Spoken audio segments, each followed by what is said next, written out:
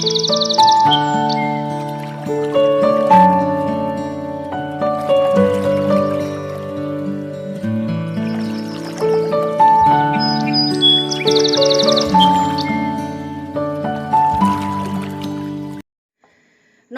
বন্ধুরা, কেমন আছো? আমি অনেক ভালো আছি। তো চলো আজকে আমাদের যে টপিক সেটা শুরু করে দিই। আজকের টপিক হচ্ছে রিলেশনশিপ, অর্থাৎ সম্পর্ক। আমরা যারা প্রেম করছি বা প্রেম করে বিয়ে করেছি বা যাদের অ্যারেঞ্জ ম্যারেজ, প্রত্যেকের কিন্তু ভালোবাসার ধরনটা কিন্তু একই রকম। আবার একটু আলাদা হলেও খুব বেশি আলাদা নয়, তাই না? আমি অনেককেই বলতে শুনেছি যে একটা সম্পর্কের মধ্যে যদি বিশ্বাস না থাকে তাহলে নাকি সেই সম্পর্কটার কোনো দাম থাকে না। কিন্তু আমি আমার ব্যক্তিগত মতামত থেকে তোমাদেরকে বলছি, একটা সম্পর্কের মধ্যে যদি হালকা সন্দেহ না থাকে, সেটা এক্সট্রিম সন্দেহ বলছি না, হালকা সন্দেহ যদি না থাকে, সেই সম্পর্কটার কোনো দামই হয় না। কারণ তুমি যখন প্রেম করছো সেই 2-3 বছর তোমাদের সম্পর্কটা খুব মাখো মাখো আছে, তারপরের 3 বছর সম্পর্কটার মধ্যে একটা চিট ধরছে। কেন ধরছে? তার কারণ তুমি প্রচণ্ড পরিমাণে ওয়াইফগিরি ফলাচ্ছ এবং তোমার হাজব্যান্ড প্রচণ্ড পরিমাণে হাজব্যান্ডগিরি ফলাচ্ছে। এই ব্যাপারগুলো লক্ষ্য রাখতে হবে। তোমাদেরকে বন্ধুর মতো থাকতে হবে, বন্ধু। আর সন্দেহ জিনিসটা অবশ্যই করা উচিত। কারণ কি, একটা সম্পর্ক যখন অনেকটা বছর চলে যায় তখন দুজনের প্রতি দুজনের একটা বিশ্বাস অর্জন হয় যে হ্যাঁ, আমার স্বামী ভালো বা আমার বউ ভালো বা আমার বয়ফ্রেন্ড ভালো বা আমার গার্লফ্রেন্ড ভালো। কিন্তু তারপরেও সন্দেহ করা উচিত। সে যদি নাও তাকায় তবুও তাকে বলা উচিত, তাকে বোঝানো উচিত যে তুমি তার প্রতি কতটা পরিমাণে পজিটিভ। ঠিক সেরকমভাবে তারও তোমাকে কোনো না কোনো রকমভাবে প্রচণ্ড পরিমাণে যে সে কেয়ারিং তোমার প্রতি, সেটা দেখানো উচিত, যাতে একটা সম্পর্কের মধ্যে চিন না ধরে, একটা সম্পর্কের মধ্যে যাতে বোরিং ভাবটা না আসে। একটা সম্পর্কে তো ঝগড়া ঝামেলা অভিমান এগুলো থাকবেই, এগুলো নর্মাল বিষয়। কিন্তু সেই বিষয়টা কতটা পরিমাণে বাড়ছে এবং কি বিষয়ের জন্য বাড়ছে সেটা তোমাদেরকে বুঝতে হবে। কিন্তু তোমাদের সম্পর্কে, আমাদের প্রত্যেকেরই সম্পর্কে যদি একটু প্রবলেম না থাকে, প্রবলেম অর্থাৎ অভিমান ঝগড়া ভুল বোঝাবুঝি যদি না থাকে, তাহলে কিন্তু ভালোবাসাটা কংক্রিট হবে না। কারণ আমরা অনেকেই দেখেছি ঝগড়া হওয়ার পরে কিন্তু ভালোবাসাটা আরো পরিমাণে গভীর হয়। তোমাদেরকে একটা কথা বলি, ডক্টর ওয়েন ডায়ার বলেছেন যে আমরা যখন কাউকে ভালোবাসি তখন আমাদের আত্মাটা ভাগ হয়ে যায়। অর্থাৎ আমার আত্মার সাথে আমার হাজব্যান্ডের আত্মা এবং আমার হাজব্যান্ডের আত্মার সাথে আমার আত্মা জয়েন হয়ে যায় এবং আমরা একই চিন্তা করতে সফল হই। যারা একই রকম চিন্তা করে না সেটা কিন্তু একদমই ভুল নয়। কারণ আমি আগেই বলেছি যে আমরা কিন্তু প্রত্যেকে আলাদা মানুষ, প্রত্যেকে আলাদা মানুষ। আমি যেটা চিন্তা করব সেটা আমার বর চিন্তা নাও করতে পারে, বা আমার বর যেটা চিন্তা করবে সেটা আমি চিন্তা নাও করতে পারি। তুমি যেটা চিন্তা করবে সেটা তোমার বর বা বয়ফ্রেন্ড বা তোমার বউ বা গার্লফ্রেন্ড চিন্তা নাও করতে পারে। তার মানে এটা নয় যে সে তোমার মতো নয়। অনেকে কি বলে যে আমি পিৎজা খেতে ভালোবাসি, ও পিৎজা খেতে ভালোবাসে। এগুলো সাধারণত বাচ্চাদের ক্ষেত্রে শোভা পায়, বড়দের ক্ষেত্রে শোভা পায় না। আমরা কোনো রেস্টুরেন্টে গিয়ে যদি আমি পিৎজা অর্ডার করি, সে পিৎজা অর্ডার নাও করতে পারে, সে নান অর্ডার করতে পারে, বার্গার অর্ডার করতে পারে, যে কোনো কিছু অর্ডার করতে পারে। একটা রেস্টুরেন্টে গিয়ে আমি যা খাচ্ছি তাকেও সেটা খেতে হবে, এর তো কোনো মানে নেই। তার একটা অন্যরকম চয়েস হতেই পারে। এই বিষয়টা তোমাদেরকে বুঝতে হবে। আমি খাবার নিয়ে স্যাম্পল দিলাম, এটা সব ক্ষেত্রে বলছি। এই বিষয়টা বুঝতে হবে। আর বন্ধুর মতো সম্পর্ক রাখাটাই উচিত। আরেকটা যেটা সেটা বলবো যে কোনো কিছুই এক্সট্রিম উচিত নয়, সব কিছুই মধ্যবর্তী জায়গাতে রাখাই ভালো। যখন কোনো একটা রিলেশনশিপে ঝগড়া হয়, অভিমান হয়, এবং সেই অভিমানটা যখন অন্য একজন বুঝতে পারে না, তোমার মধ্যে থাকা যে রাগটা সেটা তুমি ঝগড়া করে জিনিসপত্র ফেলে নিজেকে হালকা করে নাও তার কাছে, এবং তুমি তাকে বলো যে তুমি কি ভালোবাসছো, যে তুমি বুঝতেই পারছো না যে আমি রেগে আছি বা অভিমান করে আছি। তারপরে দেখো যে তার কি চেঞ্জ আসছে, সে নিজে থেকেই তোমার রাগ এবং অভিমান ভাঙতে আসবে। অনেকেই এরকম থাকে, এই বিষয়গুলো তোমাদেরকে বুঝতে হবে। আরেকটা কি, যখন কোনো রিলেশনশিপে মানুষ যায় তখন তার অতৃপ্ত যে আকাঙ্ক্ষাটা তার কাছ থেকে নিতে চায়। যেরকম একটা ছেলে হয়তো মেয়েটাকে বলে যে তুমি এগুলো করো না, এবং মেয়েটাও তখন ছেলেটাকে বলে যে তুমিও এগুলো করো না। কিছু কিছু বিষয় আছে যেগুলো ঝগড়া করে মিটমাট করা সম্ভব হয় না, সেগুলোকে খুব সুন্দরভাবে বুঝিয়ে নরমভাবে সলভ করতে হয়।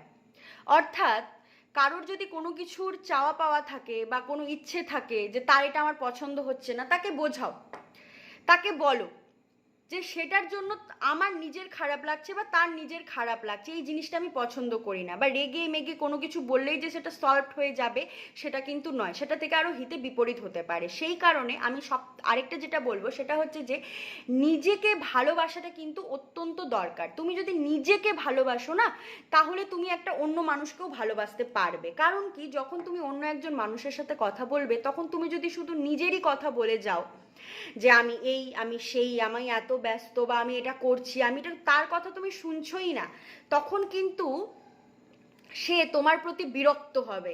সেই কারণে তুমি নিজেকে ভালোবাসো, নিজেকে দেখাও তুমি ওকে, তুমি অনেক ভালো, তুমি একজন কেয়ারিং হাজব্যান্ড হতে পারবে, কেয়ারিং ওয়াইফ হতে পারবে, এই বিষয়টা তুমি দেখো। অর্থাৎ দুজনে দুজনের কথাটা শোনো, ঝগড়া হলেও দুজনে দুজনের কথাটা শোনো, তাহলে দেখবে কোনো প্রবলেমই থাকে না। আমি যেটা বলছি এটা অনেক সময় সম্ভব হয় না, কারণ অনেক সময় দুজনেরই হয়তো রাগ হয়ে গেছে, কিন্তু পরবর্তীকালে যে একটা গভীরতার সৃষ্টি হয় বা প্রত্যেকেরই রিলেশনশিপের মধ্যে যে ঝগড়া বা অভিমানটা হয়, তারপরে যে সম্পর্কটার সৃষ্টি হয় সেটা কিন্তু অনেকটাই বেশি কংক্রিট হয়। সেটা কিন্তু তোমাদেরকে বুঝতে হবে। এই বিষয়গুলো মাথায় রাখলে কিন্তু একটা রিলেশনশিপ অবশ্যই ভালো চলবে। কিন্তু তোমাদেরকে বুঝতে হবে যে সে কেমন, তার চলন বলন কেমন, সেই বিষয়টা বুঝে নিয়ে চলাফেরা করা উচিত। সেই বিষয়টা না বুঝলে চলাফেরা করা কিন্তু অনেকটাই কঠিন হয়ে দাঁড়াবে। এই বিষয়গুলো তোমরা যত বুঝবে তোমাদের রিলেশনশিপ ততটাই বেশি কংক্রিট হবে, ততটাই তোমরা ভালো থাকবে। তোমাদেরকে আমি আগেই বলেছিলাম যে প্রত্যেকের কিন্তু মাইন্ড আলাদা হয়। আমি যেটা চিন্তা করছি সেটা তুমি চিন্তা নাই করতে পারো, বা অন্য কেউ, কোনো দুজন কাপল যারা কোনো কিছু একটা চিন্তা করছে, তার অপোজিট যে আছে সে সেই চিন্তাটা নাও করতে পারে। তার মানে যে সে ওটা ভালো লাগলো না বা তার এটা পছন্দ হলো না মানে যে সে আমার মতো নয়, আমার টাইপের নয়, এটা কিন্তু নয়। এটাকে ভালোবাসা বলেও না। ভালোবাসা কোনটাকে বলে, সেটা হচ্ছে যে দুজনের মতামত আলাদা হতেই পারে, কিন্তু দুজনে বসে সেই দুটো মতামতকে নিয়ে এসে এক লাইনের মতামত যখন আনবে সেটাকেই বলে ভালোবাসা। অর্থাৎ আমার মাথা থেকে যেটা বেরোলো, আমার অপোজিটে যে আছে তার মাথা থেকেও একটা চিন্তা বেরোলো, সেই দুটোকে মিক্স করতে হবে। মিক্সড করে যেটা আসবে, অর্থাৎ পিউরিফাই করে যেটা আসবে, সেটাকেই আমাদেরকে করা উচিত। কাউকে না জানিয়ে বা ওটা ও পছন্দ করে না আমি এটা করে নিলাম, এটা করা উচিত নয়। তাহলে কিন্তু একটা সম্পর্কের মধ্যে চিড় ধরে। এই জিনিসগুলো কিন্তু তোমাদেরকে বুঝতে হবে, এবং এই জিনিসগুলোর প্রতি তোমাদেরকে আরো বেশি করে লয়াল হতে হবে। তাহলে কিন্তু একটা সম্পর্ক অনেকটাই বেশি ভালো থাকবে। অনেকেই যারা কোনো পাস্ট রিলেশনশিপ থেকে এসে বর্তমান কোনো রিলেশনশিপে জয়েন করে, তখন কি হয়, তাদের আগের যে আকাঙ্ক্ষাগুলো পূরণ হয়নি সেটা তারা বর্তমানে পূরণ করতে চায়। এটাকে কখনোই ভালোবাসা বলে না। ভালোবাসাটা হলো যে একটা মানুষ যেরকম, ঠিক সেরকম ভাবেই যাতে কেউ একজন সেটাকে গ্রহণ করলো, সেটাকেই বলে হচ্ছে ভালোবাসা। আমি তোমাদেরকে আগেও বলেছিলাম যে আমরা যে জিনিসটা সব থেকে বেশি কমফোর্টেবল ভাবে নিই, খুব বেশি নিজেকে কমফোর্টেবল বোধ করি, সেই জিনিসগুলো কিন্তু আমরা পছন্দ করি। আমরা কি করি, বিভিন্ন রকমভাবে নিজেকে সাজাই, ঘুরি ফিরি, গল্প করি, কিন্তু আসলেও তো আমরা সেইটা নয়। আমিটা যদি আমি তাকে দেখাতে পারি বা সে যদি আমাকে দেখাতে পারে, তাহলেই একটা সম্পর্ক। আমার ওপরের মুখোশটা আমি যেরকম সবাইকে দেখাচ্ছি, সেই মুখোশটা যদি আমি আমার ভালোবাসার মানুষকেও দেখাই, তাহলে কিন্তু সেটা সম্পর্ক নয়। আমি সেটা যদি আমি আমার ভালোবাসার মানুষকে দেখাতে পারি, তাহলেই সেটা সম্পর্ক। কোনো একটা রিলেশনশিপ করার জন্য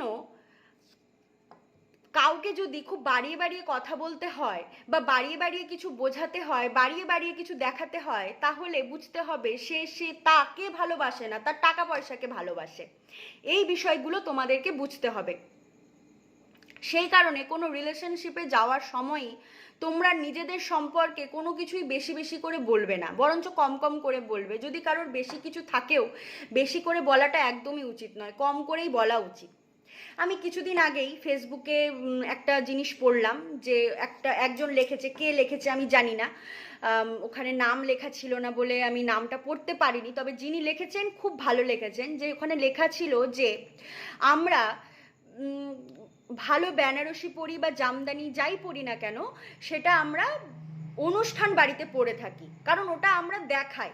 কিন্তু আমরা বাড়িতে নিজেদেরকে কমফোর্টেবল বোধ করার জন্য আমরা একটা সুতির ছাপাকেই বেছে নিই। আমরা খুব একটা আইফোন ইউজ করলেও কিন্তু আমরা কি করি, নিজের কমফোর্টেবলটাকে বোধ করার জন্য আমরা নর্মাল কিপ্যাড দেওয়া যে সেটগুলো হয় সেগুলোকেই বেছে নিই।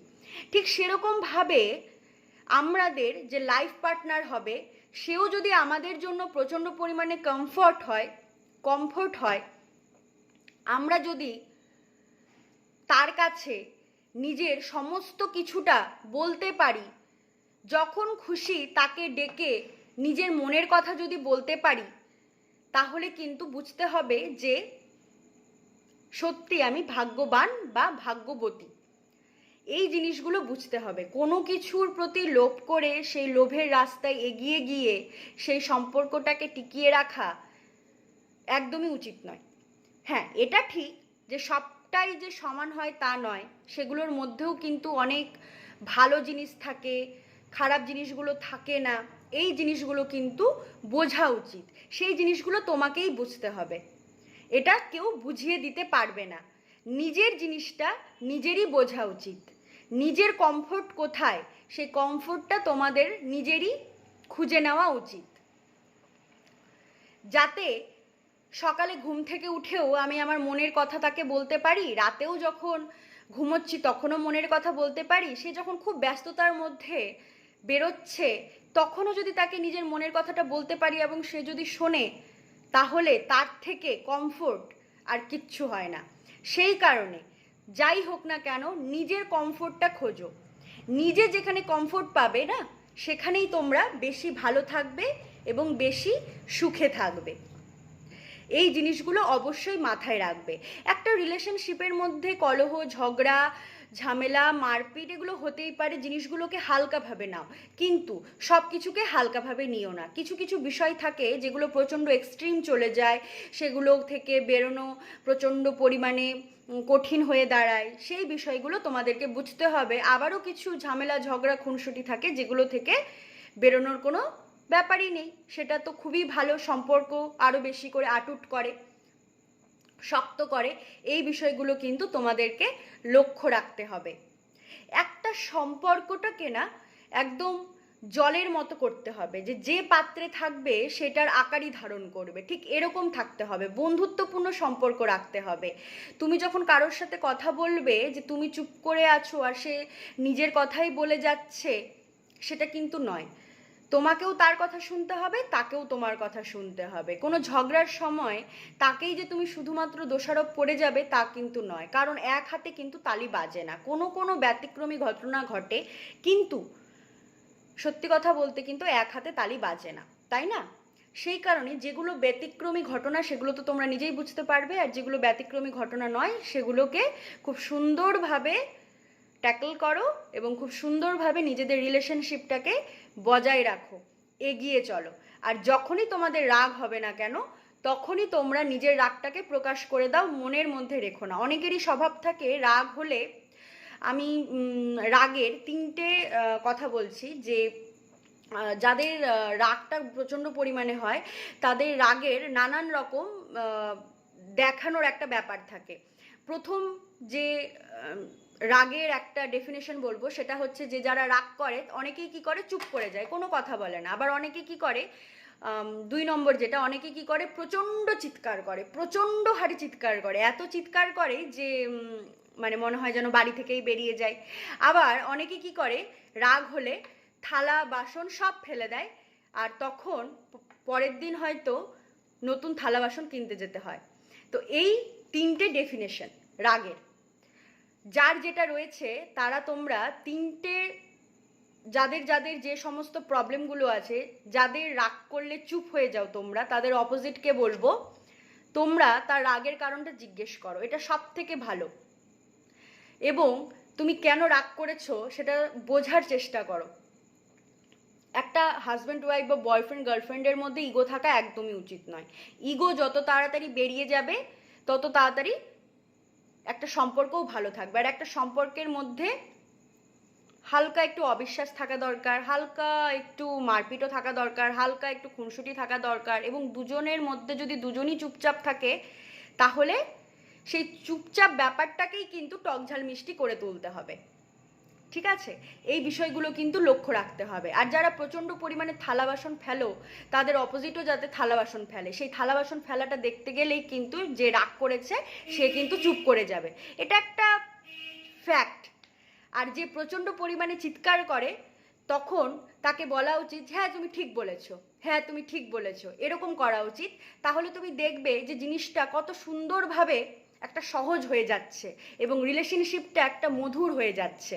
তুমিও গিফট দাও, বয়ফ্রেন্ডও গিফট দিক, গার্লফ্রেন্ডও গিফট দিক, একটা বউ গিফট দিক, বড় গিফট দিক, এইভাবে সম্পর্কটাকে একদম টকঝাল মিষ্টি করো, রিলেশনশিপটাকে একদম ভালো করো। তো চলো এগিয়ে যাও, টাটা।